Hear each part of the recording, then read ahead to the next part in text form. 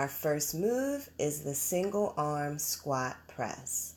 Begin with your feet a little bit wider than your hips. The dumbbell will be right at your shoulder. You're going to initiate the move by hinging at the hip and bringing the thighs parallel to the ground. As you come up, you are going to squeeze the glutes and drive through the heels. At the same time, you are bringing that dumbbell forward and overhead. All of the exercises in this workout are going to be done unilaterally, meaning you're going to work with the load on one side at a time. The benefit of this is that you get to build that core stability. So once you complete the number of reps on your first side, move on to that next side. Next, we have the dumbbell swing. This is a lot like the deadlift.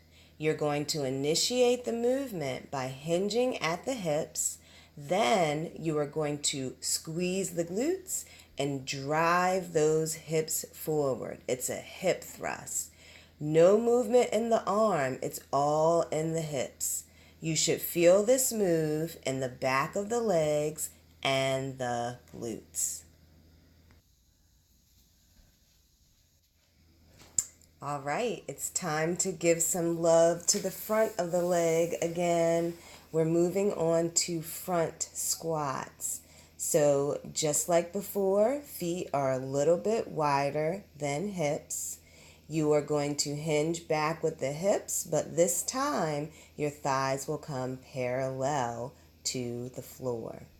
Your dumbbell is going to sit right at the shoulder, and that's where it will stay.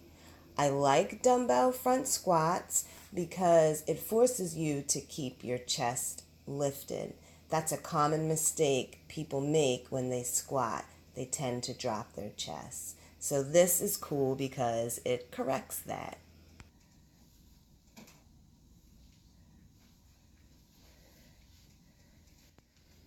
Moving on to the one arm bicep curl. You are going to start in a staggered stance for this, which will give you a little bit more stability when completing this move. You are going to curl up as you also rotate the dumbbell. When you get to the top, just lift a little bit more. This will ensure that you're using all of the functions of the bicep, including a little bit of shoulder flexion at the top.